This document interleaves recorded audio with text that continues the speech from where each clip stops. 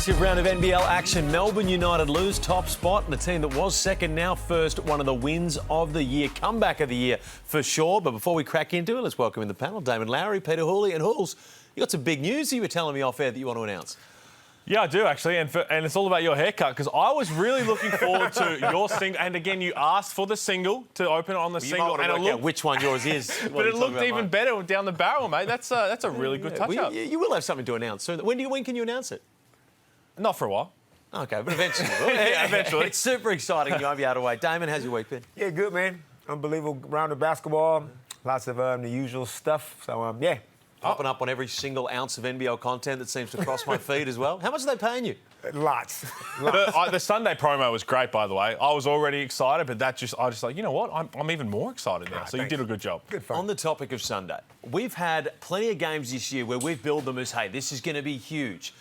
Perth versus Adelaide in Adelaide. Let down, wasn't that good? This game lived up to expectation, one of the best final quarters of the year, Damon. Did it ever? I mean, wow, it was like the championship game. I mean, all the theater was there. They obviously got Bryce going back there. How's the Red Army going to react to him? How they going to play? And, man, it lived up to every single expectation that I had. I thought that the ball would end up in Bryce's hands late in the game. That was too much movie. But it was perfect, though, man. Like, standing here right here, you're thinking about it, the biggest crowd they've had at RAC Arena in ages. And there he is. Ever, they say. And, like, he's looking up going, I can't look no more. I got to look down.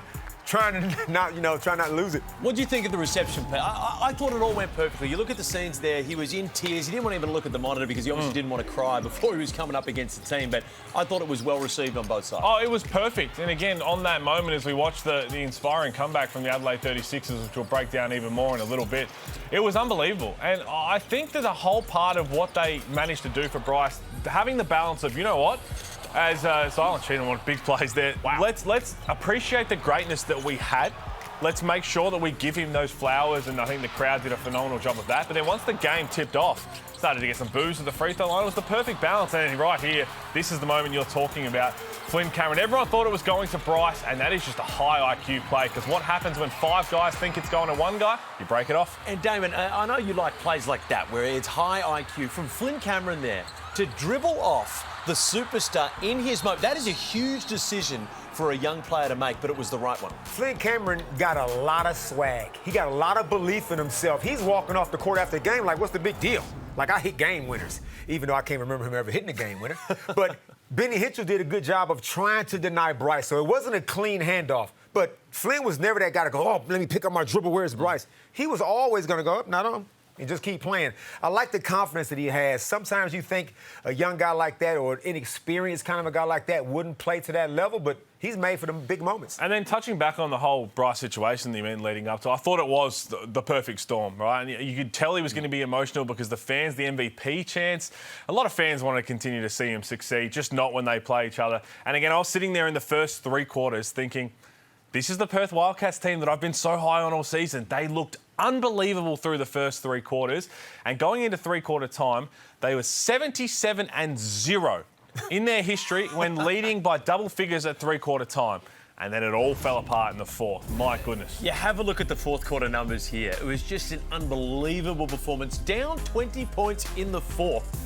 Damon, you got to hit them from the free throw line. You got to hit them from the outside. They were doing absolutely everything. And you look at that. They were moving the ball while they did it as well. This wasn't one-man show. This wasn't just Bryce Cotton, 11 assists on the board. A lot of things got to fall your way to come from to erase a deficit like that. You also need the other team to make some bonehead plays, which both things happened. But I'll tell you what, I said this a couple of weeks ago. We need to emotionally prepare ourselves for an Adelaide 36ers championship. They can actually get it done. And I'm telling you, when you win a game like that, that's different from just winning a close game. To come from to win the game you're not supposed to, you have to be a tight-knit group. Any team that has any kind of fractures, any kind of selfishness, any kind of poison, they don't win games like that. That galvanized that group even more than what they already are. I'm expecting them now to go on a nice run. Yeah, real character-building stuff, wasn't it? And also some unique lineups, which you have to do when you find yourself in a big hole. You got to see what's working. And Mike Wells rolled out Flynn Cameron essentially at the 4, DJ, Isaac White, Bryce Cotton, and Zylan Cheatham, and it also allowed them to get up the floor a little more defensively and put pressure on a Perth team that, without Jaron, really doesn't have a whole lot of natural ball carriers, and it showed that with the turnovers. And then, you're right, some things, you need to get lucky at some things with some good shots that fell, but in the end, they did enough, and Perth just gave away the unlosable, what it looked like. And shout out the Adelaide 36ers, because, as we said, I think this will help them in the long term. Well, it was Bryce Cotton's night. Let's have a listen to what he said post-game. I think it was pretty cool to see the love that the fans showed. Definitely appreciated that. It was fun hearing the boos at the free throw line, and then, you know, even weirdly, it seemed like every time I scored, I'd hear subtle claps. So it was weird in a good way, something I've never experienced before. And I know that's not the result the Red Army wanted, but they definitely got the show they were looking for, I'd say. Now, we couldn't see it in that shot, but has he always worn the Rolex and the chain?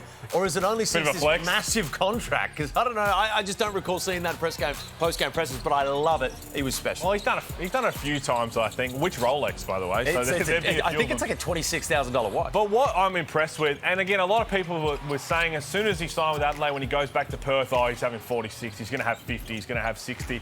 I never thought he was going to go in there and force it, because it's just not the Bryce Cotton way. The fact that he had 12 assists, was okay to play second fiddle to Isaac Humphries at times. He was really just picking them apart. And again, at one point, we were thinking at the start of the fourth, he hasn't done enough offensively scoring the ball to get them over the line, but he stuck true to the game plan. Everyone else fed off that energy. So shout out to him, because if he come out and was 10 of 27, a lot of people are saying he's trying to force these caught up in the moment. To him to remove himself from that, I mean, that's why he's one of the greats. You know what he's doing now, too? And Mike Wells said it in his press conference after the game. Bryce is now the point guard. When he was at Perth, he was like, this is Ty Webster the point guard. And Bryce sometimes handles the point. Now, Bryce is solely the point. So, yes, he's going to come off ball screens. And every team, if they're smart, will take the ball out of his hands. Guess what? He's giving it to Zylan Cheatham. And then Zylan Cheatham is either dunking it or he's getting Isaac Humphries involved. So now what do you do with that kind of stuff? And then if the ball comes back to Bryce, and they still got little wrinkles, Bryce coming off little flare screens, little cheeky stuff just to get Bryce the ball in his hands. And he's such an efficient shooter that he don't need a whole lot of shots to get his bucket. And I've just realised, I never thought these words were coming out of my mouth, but our fearless host, and we love him to death, he actually shares something with Bryce Cotton. Could you believe what it is? He's talking about Rolexes. Look at what's on his wrist.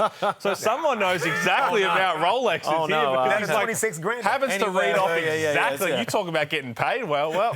I mean, when the best host... 26,000 yen these ones go for on the market over there. I'll tell you what, it's a fantastic trip to Japan. Have I mentioned that before? But hey, sometimes we get carried away with wins like this, because at the end of the day, Adelaide was still 20 points down in the fourth quarter. They got out of jail in this. Yeah. They did not play overall a great game of basketball, but there were some really glaring signs for Perth and some opportunities they should have taken advantage of. Oh, my God. Now, look, I've said this about not just Perth, but a lot of games throughout the season.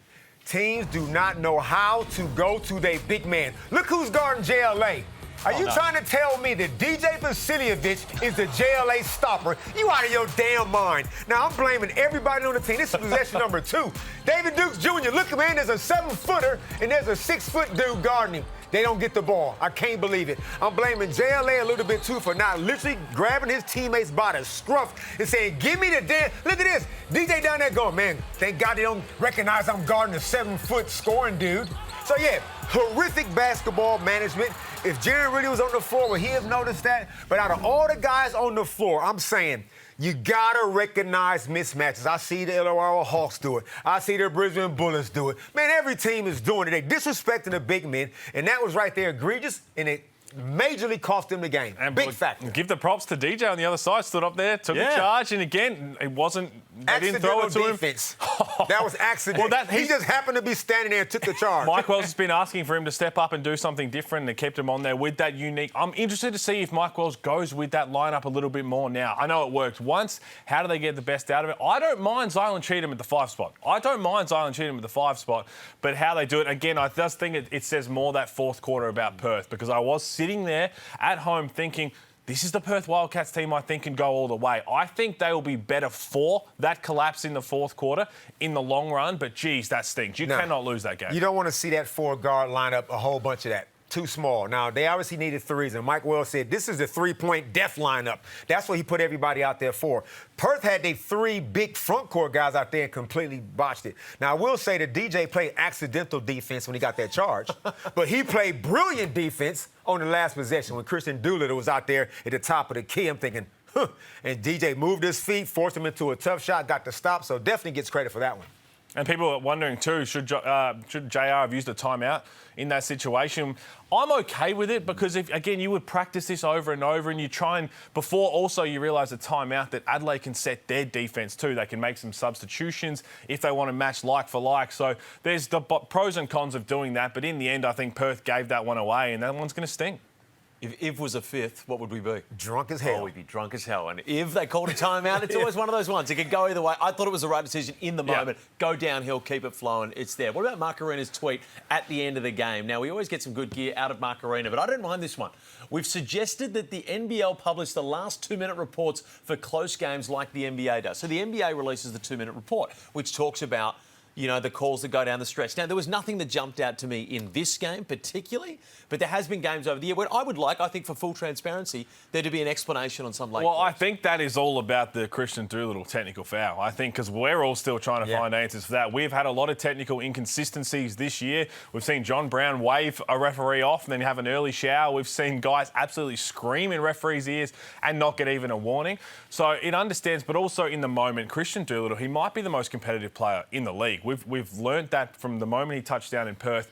As a leader of this team, as frustrated as you are in that moment, you can't let that spill over. Now, we don't know what he said. Clearly, he said something to the referee, but that technical foul in that moment, again, we're geniuses in hindsight, it can't happen. And I'm all for emotion, and I'm all for referees understanding the moment of the magnitude of the game as well. But if you cross over the line, which I'm assuming he did, then you're going to get teed up. You see, I don't like that. Let's not assume the player did something wrong. Maybe the ref did something wrong. Maybe the ref. That's what I'm trying to find out. But maybe the ref completely botched the moment. I think we assume that 99% of the time. I mean, look, they're especially not. on this show. Them dudes don't walk on water. Like, we're not here to just take crazy shots at them for no reason. But I don't want the full 2-minute report. I just want the report on all tech fouls. What did he say? I'm with you on that. We're sitting here speculating. I mean, if he says something like, man, get out of here, and you get a tech for that, like, what? So I would like to know the details of what Christian Doolittle said. And even that, let's say he says something so egregious that the referee's feelings got hurt. Do you still want to call that man in that context of the game? But I think your point is a spectacular one. If we do get those written responses as to why every technical was given, that would say Christian Doolittle had already received a warning, or the Perth Wildcats had already received a warning up to it. That's the second time he's gone in there, and then we sit here and say, OK, it's warranted. I'm with you. I think we don't need the 2-minute report, but a technical explanation would be fantastic, because then I think it also helps the consistencies going forward, doesn't it? Because we see it each week being like, hey, that wasn't there last week. We need that here this week. How about stuff for 2 minutes? We just go the whole game. The refs review every single game. Why don't we just get access to those reports? For the technicals? For every call in the game. Why don't we just get a whole thing? Now, you don't need to read it, Dame. You don't need to sit there reading the whole thing. But I think I would like to see you can just scroll back and say, I knew you messed up. They're also human, though. They're always going to make mistakes. And I think everyone's just going to pick at and highlight those mistakes more than saying, hey, how many times have fans or anyone, coaches said, you know what, you've had a fantastic job refereeing the game. They never give the props on the other side. I always do. I always did as a player. I said, referee, thank you. Didn't appreciate the text, but thank you for a fantastic To be fair job. enough, when you played 4 minutes career total. I still had a lot of ejections considering how little I played across my career. What about the throwdown now? I'm assuming this is an error on my rundown here. Apologies, viewers. It says that Chris Golding, Edwards and Doyle came off the bench. Now, I'm sure that didn't happen, but anyway, break down the game. I'm shocked. I'm shocked. I mean, we look at the starting 5. So Dean Vickerman made a change. Finn Delaney, Tyson Walker, Fab Krisovich, Tanner, and Tom Coppins start. Now, what? Chris Golding off the bench, Jesse Edwards off the bench, and Milton Doyle, one of Derek's top 15 players in the league, comes off the bench. Why, Pete? Now, Dean says, well, you know, they didn't like the start they got off to in the first quarter against Perth. So out goes the baby with the bathwater. And my question is Dean Vickerman panicking a little bit? Just a little bit. Why? When they were 9-0, everything was fine in the world, right? The 3 best imports, he hit the jackpot with those 3 guys. They play bad, they get a little complacent. Or are the rules at United, Pete, and you would know better than me, is the standards so high that Dean goes, that's it. So based on that, Tom Coppins and those guys should start the next game. Because they got off to a better start. Do you keep it the same? Well, from what I understand, he was looking for guys who were going to play the right way. And again, Chris Goulding, I think he's a bit of an asterisk there because he was very sick in the Perth game. And then, so I don't mind the Tanner Krebs starting because he's coming off a career game in Perth. The Coppins and Fab one's interesting. I can kind of now, I think about it and understand the Fab one because he's playing against Geordie Hunter, who they don't roll the ball to, so you don't need Jesse Edwards' rim protection there as much. Tom Coppins throwing in there for Milton Doyle was the one that stood out for me. I'm like, you know what? I could see 2 changes. I could see understanding 2 changes, but 3 big ones like that, it was fascinating. And he came out in the press conference and said, look, clearly some teams came out like Cairns of the FIBA break doing it the right way, and we haven't, and they've got to have to look at themselves now to dig themselves out of a little hole they're in. You know, I know you've been hosting this while I've been away. Because it was a beautiful segue to the press conference we're about to listen to. You know, some teams come out of the FIBA break rejuvenated and different game plan. You know, right now on the 2 performances that we've had, so it's been the opposite for us right now, and felt like just kind of lacking some synergy on the floor. Lacking some discipline in some areas, and then I thought the physicality of both Perth and Southeast, we went up to the physicality challenge as well. We came out of the break a little soft and timid, so it's carried over to this game also. So we need to step it up. Interesting comments there. Now, I am never going to say, and I vehemently disagree with your comments that Dean Vickerman would be panicking. I think no one runs a better ship in terms of culture and all that sort of stuff than what Dean Vickerman does at Melbourne. So I think it was just purely a coaching move. But the fact that Dean was away for the entire FIBA break and they've come out and played like that, is that something that you put a correlation there? Who's playing soft? Milton Doyle came out and said we came out soft. Okay. I'm all for accountability, as you know. Now, my thing is, if those guys was playing soft, is it that egregious that you take out your championship players to put in Tom Coppins? Are you trying to prove a point? Are you trying to say, I'm going to show you guys, Tom, show them how to get off to good starts? Come on, man. How about just have a chat with Milton Doyle and have a chat with Jesse Evans, go, hey, man, you need to pick it up. I'm not going to just panic. Okay, I use the word panic, but it's overreaction. I think it was a gross overreaction. So now, what's going to happen next week? So is it just everybody's up and down? Like if you get off to a bad start, like what's the start? 16-2 it was in Perth, I believe. So this quarter, I think 16-14 or whatever it was. We'll see what happens in their next game, but I just think it's a little bit overreaction. Before the FIBA break, they were the best team going in it, and everybody said they were going to be the team to beat. So when you're going into that break and Dean Vickerman not being there, what do you really want them to work on? And I go back to the years that we won, 2018, and right before the FIBA break, we're middle of the pack and we got smacked around from Perth, and we all thought we'd get days off, and Dino said we're meeting at MMA the next morning and we're going to beat the crap out of each other until people vomit, and they did, and then we're going to go to hot yoga straight after, and then we're going to get straight on the court and we're going to play scrimmage for 2 straight hours, and we were all absolutely cooked. But from that, we went on, just happened to win a championship. But then every single year, they started to do that more and more. And I'm wondering what they got up to this year. I'm not putting it down to... They've got fantastic assistant coaches. We know that. But what did they really try to work on? Because when you're the top dog going into FIBA break, do you still have that same spark of, hey, we're coming into this as a team who needs to really get after? I don't think they had those aspects where in years gone by where they're like, hey, we're 4th. We're not a great defensive team. We're making sure that for 5 days of this FIBA break, we're going to beat each other up defensively. And I think that's just the product of being the best team through the first 10 rounds. I said their biggest weakness or their biggest challenge would be complacency. Would they get bored? It's human nature, though, isn't it? I said that, yeah. It's hard to stay on top all the time. What's going to motivate you? So I would have liked to have seen if something like that was going to happen, do it while you're still winning, not while you're losing, because now it looks like a knee-jerk reaction. And we can harp on about Melbourne United. At the end of the day, South East Melbourne played fantastic basketball. Pete, you got an eye for good. What did you see? I've always got an eye for good. I mean, the South East Melbourne Phoenix, on the other hand, they are phenomenal. We know that they're shooting the 3 ball at a ridiculous rate. The way they're getting them up, the attempts, and it's, to be honest, it's all Geordie Hunter. Geordie Hunter has turned into one of the best 3-point shooters in the league. And again, you'll just think of that and say, yeah, he takes a couple a game. The stats speak for themselves. And the fact that he's catch and shooting such a quick release, they're running plays for him to pick and pop and to let it fly. That's not a 2-guard, Damon. That's their starting centre, Geordie Hunter, who is shooting it at a ridiculous clip. Have a look at this. For guys who are averaging at least 3 threes attempted per game, he's shooting 53%. Crazy. Now, Bryce Collins averaging, I think, 9 or something ridiculous threes attempted per game. But Geordie Hunter, if we had a 3-point contest right now... Could he take him off the rack? No, I think he can. Absolutely. The rack might be too low. That's always the issue with bigs. That's unbelievable. Full credit to Jordy, though. I mean, he's morphed his game, right? He was never the post-up, back-to-the-basket kind of guy, pick-and-roll guy all the time. Now, Josh King says we're going to shoot more threes than anybody's ever seen. Everybody spread out. John Brown III, go get everybody open. Everybody penetrate, kick, let threes fly. And again, before we move on, I must say, I believe the technical term when you guys had a little friendly wager was that Melbourne United would not lose 3 games in the calendar year. Technically, because they've lost 4, I think you're in the clear. Because you said they would not lose 3, and now they've lost 4. So you might not have to pay our man. We got bad news. He handed me the cash earlier. Did you? As well. Yeah. Which I said that I got to donate to charity, and now I got cash. So what charities accept cash? You better find somewhere. There's plenty of charities on Chapel Street that accept cash. Some of the people sitting around there, I don't know what they do with the money though. But let's jump into it. Ain't no Cupcake League. Rest in peace to our brother Corey Homicide Williams. We're going to kick this off with Space Jam round. Looney Tunes round, I think it was a couple of years back. They brought Space Jam round, but it was all fun and games until one of Space Jam's finest actors, Bugs Bunny, just decided to go the old hip and shoulder. They got enough injuries. Have a look at that.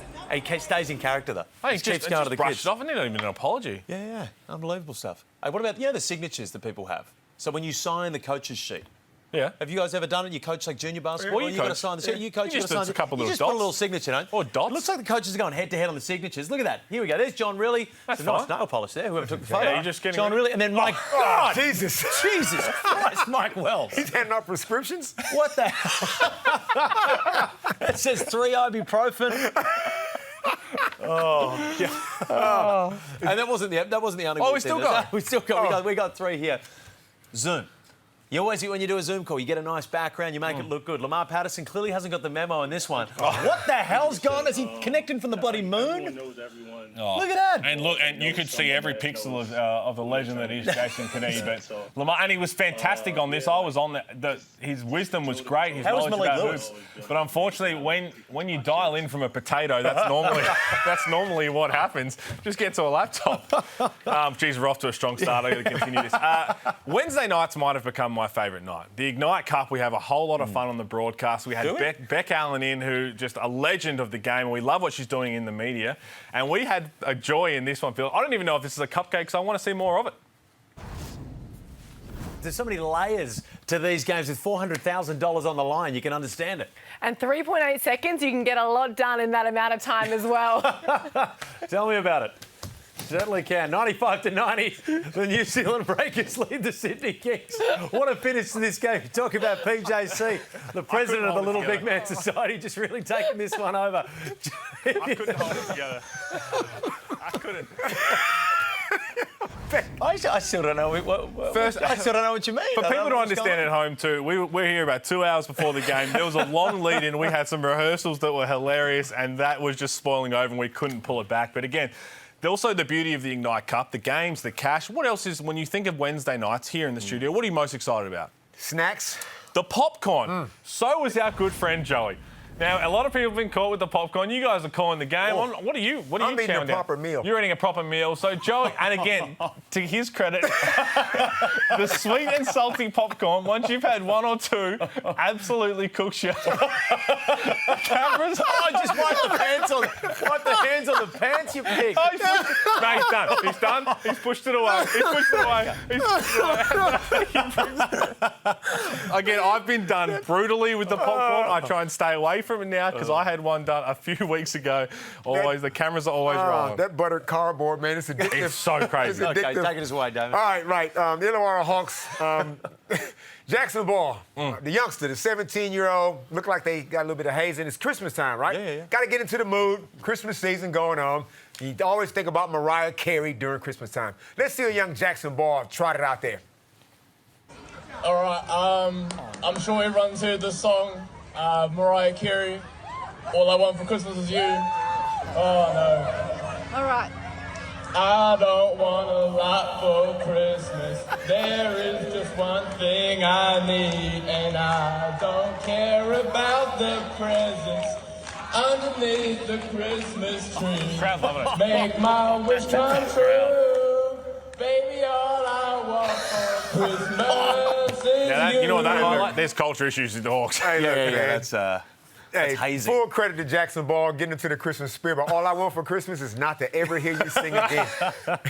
Stick to basketball, man, but that was good fun. You got one more, don't you? Oh, I do too. Yeah. Sometimes when you're calling the games, sometimes the microphone in our ear, the producer's talking, sometimes you can't catch everything that everybody's saying. Microphone? Well, earpiece, whatever. So our man JP, Joel Peterson, he's trying to have a conversation with Gazy. Let's see how Gazy reacted. Oh. Hey, this is what we're all waiting for, isn't it? This Bryce Cotton versus Adelaide game. What do you expect, Drewy? And anyone that doesn't believe in the Phoenix, well, you're dreaming. They've got enough tools, got great depth, and they put it on display here today. Absolutely. Joel's like, pay attention, man. But I'm telling you, I can vouch for Drewy.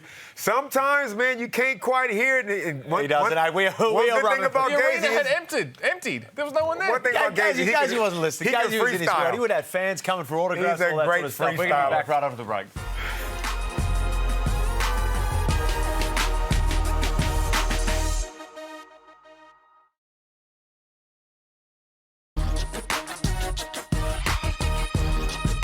Last season's champs are having a roller coaster of a season, and this round pretty much summed it up, Damon Larry. And I know you're not happy with them, but we'll start with the good one, the overtime thriller against South East Melbourne. That was awesome.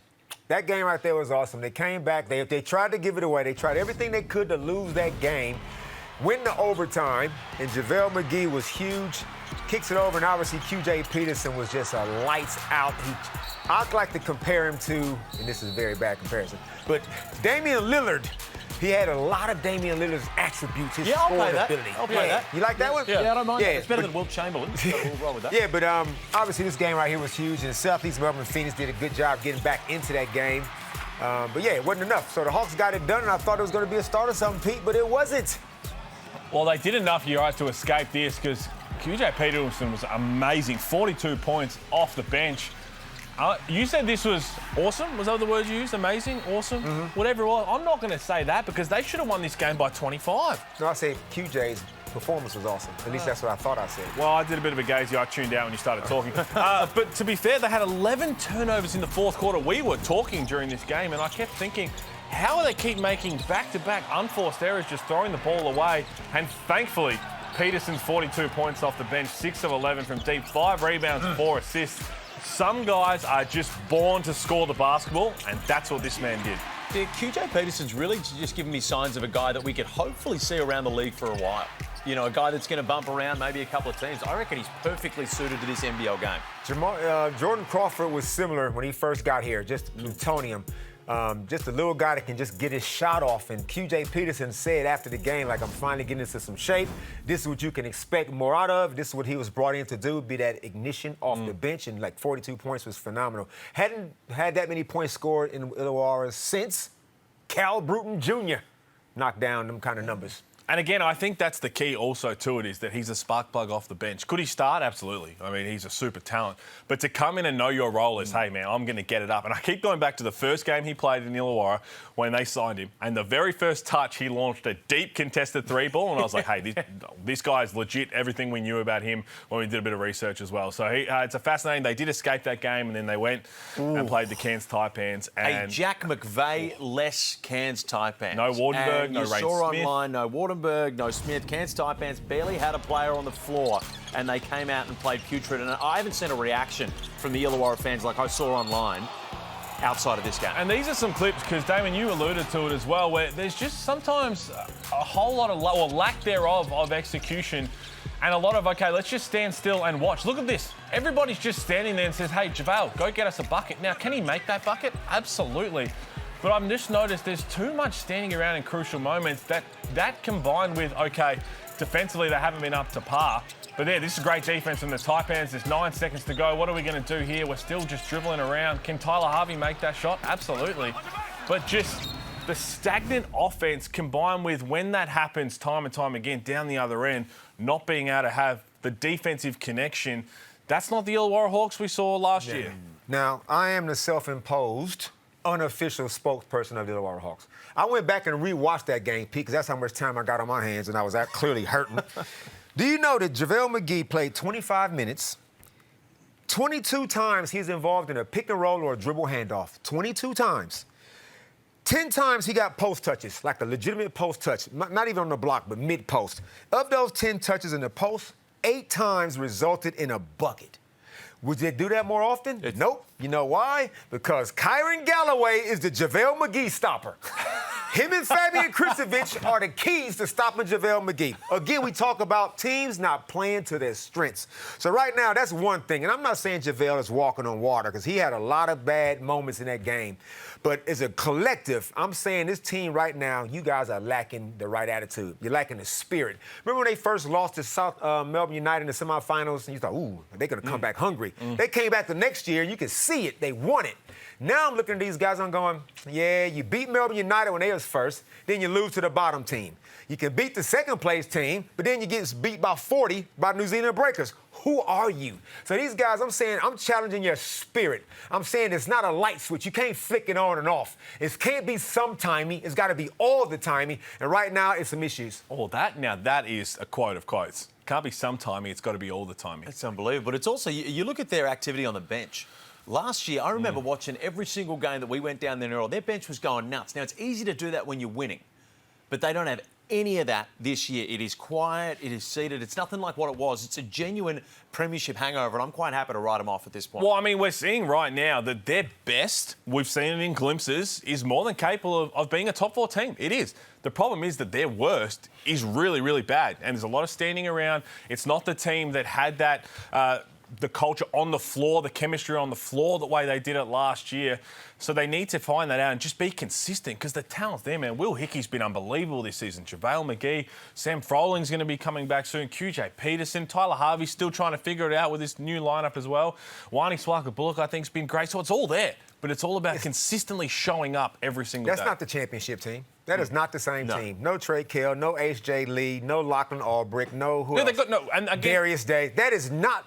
I hate hearing premiership hangover. That's not those guys that win a premiership. Yeah, it's not those guys, but still, I think that Justin Tatum, what he showed as a coach and the type of team that he builds and the way that they play for him, we're not seeing that same type of team. Now, maybe it's personnel that don't react to him as well, but it just doesn't seem to have that same sort of underdog spirit that you mentioned as the other team. Now, that should carry over. Well, I'm not saying it's a championship hangover whatsoever as well. I just think you've come in and I think JT, to his credit, in the preseason, the Blitz, saying we're not talking about repeating. We're trying to go and win a championship. We want to forget that, and we have a target on our backs. And right now, when they're consistent, they're a great basketball team. On the topic of bad, the Tasmania JackJumpers, as we move on. Former champions are having no luck so far this season. Hate to travel to New Zealand too, the Tassie JackJumpers, because they should be feeling good the way they smacked around Sydney before the FIBA break. They went over there and New Zealand punched them in the mouth in the first quarter. There are some places, some road trips, that if you get punched in the mouth in the first quarter, you're going to struggle to win a game. And New Zealand is certainly one of them, because we'll chat about them after this, because they've been phenomenal of late. And they just had no answers for it. Credit to them, they had little moments picking it back.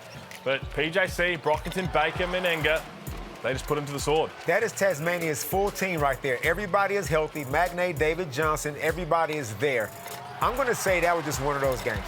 It was kind of one of those games. New Zealand are playing some great basketball right now. I'm not going to panic on the Tasmania JackJumpers. The 6th spot is still a raffle. You can't rule anybody out from Sydney Kings, Tasmania, Illawarra. There's still plenty of season left. Quick one I want to throw at you. Scott Roth, there were reports swirling that he didn't want to be back this year. Do you think, and it won't be, I'm not saying he's going to be relieved of his duties. He's got enough runs on the board where he can keep coaching there for as long as he wants. He's good enough to do that. But do you think he's there next year, Pete? Well, we'll see what happens the rest of this year, right? They want to go and win a championship. He's contracted for next year as well, but every time you don't achieve what you want, maybe you want a change of scenery, maybe it's time for a fresh voice. But again, I'm not writing them off over that as well. Seeing Josh Bannon with 1 rebound at halftime, seeing them get obliterated on the glass by the New Zealand Breakers of all teams, you're thinking, is this one of those flush games? What they did against Sydney is a team that can finish in the top 4. So there's so much to go in the season before we start thinking about next year. If they stay healthy and they don't lay any more of those eggs, they're a bloody good basketball team. Where there's smoke, there's fire, though. There was some thoughts in the pre-season going into last year that he didn't want to be back this year at Tasmania. He doesn't seem as happy as he used to be. Now, what's that mean?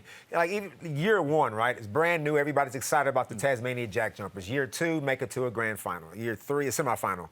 Year 3, win it. So, look, he can be surly at times, but I feel like he still loves Tasmania, and I feel like he still loves the league. He has his gripes with the league from time to time, like most coaches do, but I think he'll be here. You reckon? Yeah, I think he'll be. He's got another year left in the contract. Yes. I think he'll move on. And I think that'll be his own decision. I don't think the team's going to move him on. I think that'll be his own decision. If they win a championship, you think they'll say, you know what, I've won 2. I've done enough here. I'm pretty sure the JackJumpers aren't going to win a championship this year. I'm pretty sure. I'm confident I'll write them and I'll write the Illawarra Hawks off as well. The New Zealand Breakers. We've had 2 negatives. Let's go to a positive. The Breakers, I think they're a legitimate top 6 threat, but top 4 threat. I think this is a very, very good basketball team, especially when they get the momentum going. Shout out to the Finnish maestro, Petteri Kapanen. Loving your work, man. Now, look, they've lost 6 games. Leading in the fourth? Leading in the fourth quarter, right? That's in the past. How they playing right now, Parker Jackson-Cartwright has been solid all season. Sam Meninga, solid all season. What they were missing was their productivity from their 2 imports, Isaiah Brockington, who I called Buckington a bit early, but now he's starting to rack up some buckets, and Rob Baker II. Them 2 dudes are now balling. They are now a complete team. They got 4 legitimate 6'10" dudes in Kareem Lopez, and Rob Lowe has had a resurgence in a little bit of form to get him some extra depth. But it's all come down, Pete, to Baker II and this man right here, Zay. Rob Baker was one of the guys that we were saying he's going to be on a flight home soon. We were saying there's a QF before that name very, very soon. And what a turnaround it's been. No, to me, it is Rob Baker, right? Because Brockington, we still saw it in spurts. He could go and then he was really quiet in others. Yes, he's been more consistent. But Rob Baker shooting the 3 ball an incredible clip. He was on the graphic we showed earlier, shooting over 40% from 3. He's crashing the glass. He just looks a whole lot more assertive. So I think it's him as the main reason why. But also, you mentioned PJC. He's been solid all year. That Sydney game, he just said, you know what, I'm tapping back into what I do best, put him to bed in the second half, and then he led from the front, diming everybody up. I think PJC is going to be the reason this New Zealand team either finishes in the top 4 or battles it out for a 6th spot, 7th spot. And the one piece I thought they were missing, they didn't have a backup point guard. No disrespect to young Taylor Britt, who's probably not that young. But now they got Ty Webster. 29. Old Taylor Britt. Ty Webster now is the backup point guard. Man, shot in the arm, full of adrenaline, poise, defensive-minded, just that effervescent energy. That is the perfect backcourt partner to give PJC a spell when he needs one. Hey, those Webster brothers can cause a bit of controversy off court. They can say the wrong thing time to time, but my God, they can play. And if you get Ty Webster on the right night, he's a superstar in this league. But let's have a look at the next 4 games for the Breakers. We spoke about this in the rundown meeting. That's 3 wins to me. Yeah, I think they're going to get 3 wins as well, and I love the way they go about it. Because of everything we mentioned, we've seen them, right? Even the games where they lost, they should have won at least 3 or 4 of those games. 4 times leading by double figures came back to loss. That, I think, was a whole lot more mentally than it was anything else. Putting all that aside, this is the team that's going to keep climbing up the ladder, and it's always tough to travel to New Zealand. Get behind the Breakers because they're humming. Hey, get behind a 5:30 p.m. grand final game as well as that night. Wouldn't that be good? Me and Damon on the mic, guys. Isn't that what everybody wants? Break now. We'll be right back.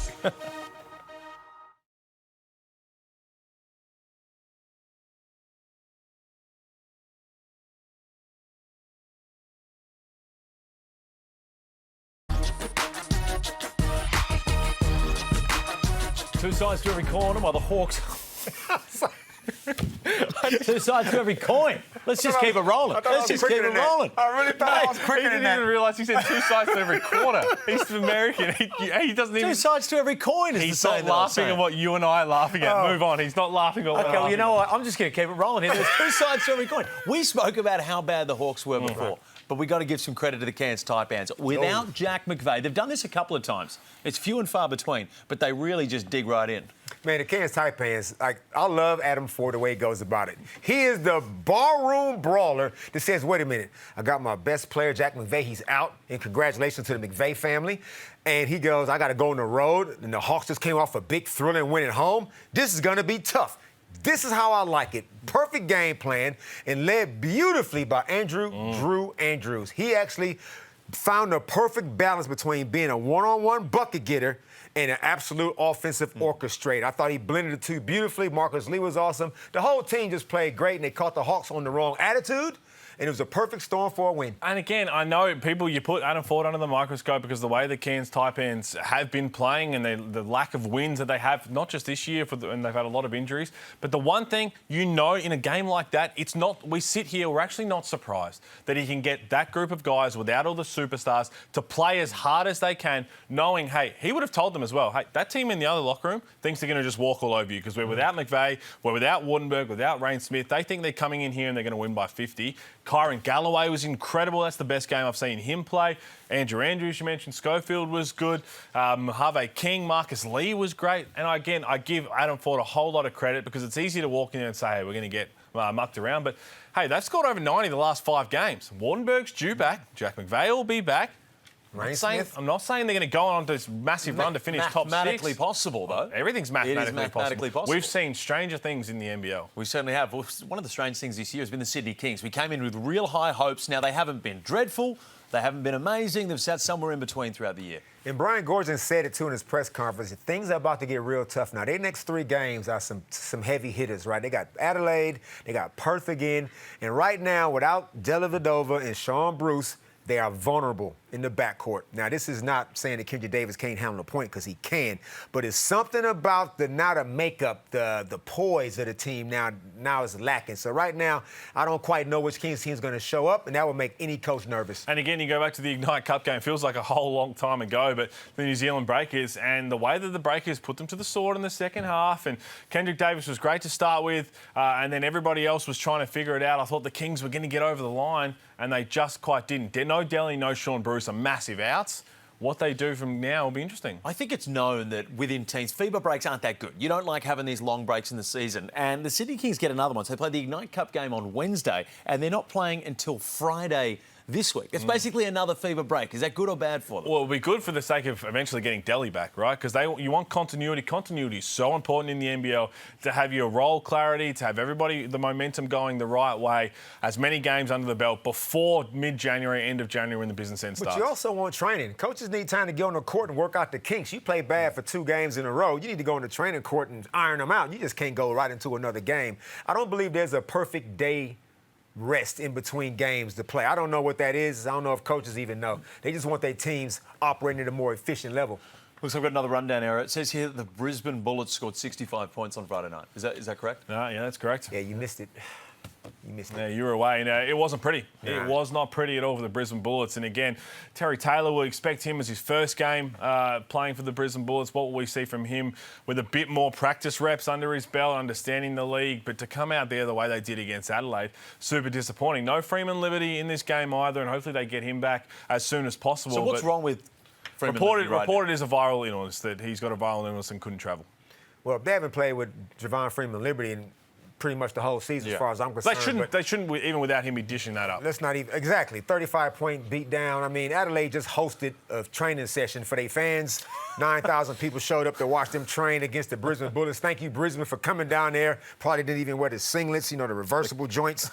Anyway, look, they got to figure it out, man. Like I said, it's so much change. It's hard for the coaching staff. It's hard for the students. I mean, for Malcolm Watts to be able to, who is my roster? Like, it's just too much flux in that group to get any kind of consistency. But like you said, Pete, 35, they got to draw the line in the sand. Well, you're right. You're spot on with that. If there's been guys coming in and out, they've lose Casey Prather, which as soon as Casey Prather went down, I think all of us were thinking this is going to suck the life out of the Brisbane Bullets for the rest of the season. They brought in, they've restructured, they've retooled. Where do they go to now? They've had 5 losses this year by 25 plus. So it's not just the fact that they're losing games, it's they're getting blown out and showing no resistance. That's what we want to see at least fixed up in the next couple of weeks. Break time, and there's a harsh rumour going around, Damon Lowry, that 33% of the panel beat you in Beat the Coach. We'll break that down later. Seriously.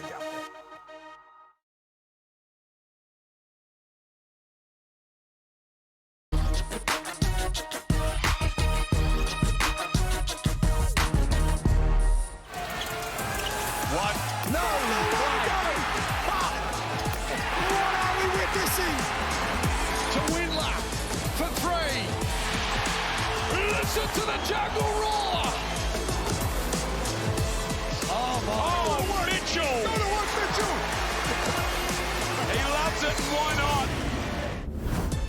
Huge shout out to Mitsubishi Motors, leading threes. Bryce Cotton, look at that, just dominating. Nathan Sobey, we know how many he throws up. DJ throws them up for fun at times. Angus Glover. When's Geordie Hunter going to make an appearance on this? When is Geordie Hunter going to make an appearance on this? He'll be close. He'll be very close. He'll be very close. Now, drama. I consider us quite a tight-knit family, but something happened during the week, Pete. Something did happen. And again, there was a challenge thrown last week, and I come with a gift. So if you'd like to open that up, my friend, I come with a gift and show the camera what that is. That, my friend, is an L. because you copped a big fat L from me in SuperCoach. I said, you know what, let's have a look. Let's see what's hard. There's my team, what? Peter, Damon's excuses. Oh, you named it that too, All I'm understanding here is I'm like, you know what, I'm a great basketball brain. And I thought to myself, it can't be that hard. Let me go. Why are 12,000 people succumbing to Damon Lowry?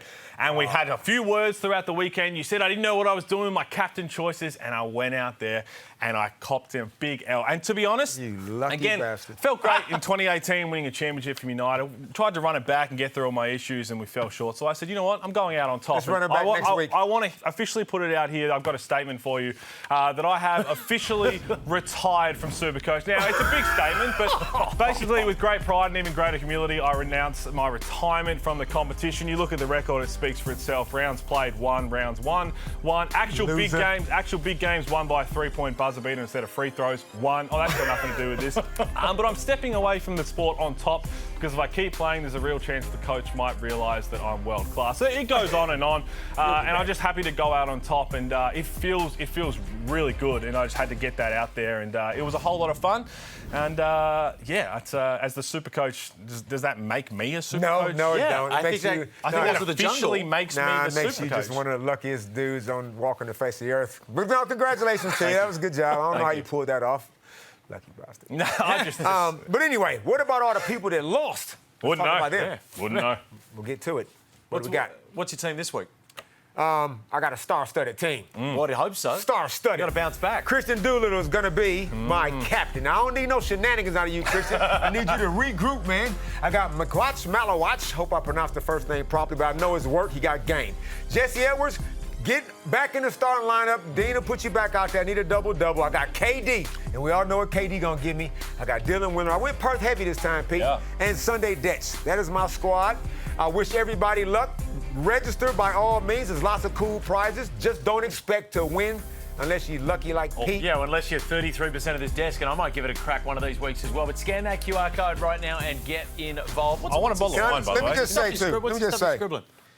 13,201 people lost. Let me put that in perspective for you. Please do. You know that city, Castlemaine in Victoria? Yep. Oh, yeah, beautiful. Lakes beautiful entrance. If you combine the population of both of those cities, that's how many people I beat. It's like a ghost town when I come through. SuperCoach Lowry, just pillaging. I don't live there because I'm on top of the world. But to be fair, I will say, I'd like to see your team hidden. I feel like it's a little unfair that people get to see your team. I think you should be able to have your team hidden, or maybe have a wild card where 3 players are hidden. Maybe there. I'm just trying to. Again, I'm out of the competition. I wouldn't know what you want to do going forward. We're going to cut to the break and continue celebrating that massive win from the Pete.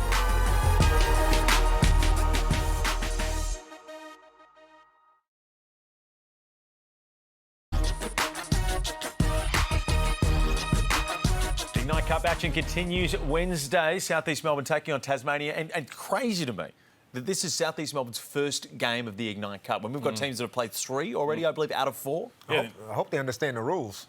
Well, I think they will. They'll be watching very closely the other night because New Zealand Breakers are sitting top. They basically, are we going to give them a goal? They're in the goal right now. They've got one game in hand and they need 2 more points. Yeah, so they've been fantastic. And in the South East Melbourne Phoenix, right at the bottom. The Sydney Kings are done. We know that. Cairns obviously have lost 1 game, and everyone else just on the hunt. New Zealand have been phenomenal, but this is going to be a big game for the Phoenix because, as you mentioned, we talked about Tassie. I don't think we're going to get that Tassie who was in New Zealand.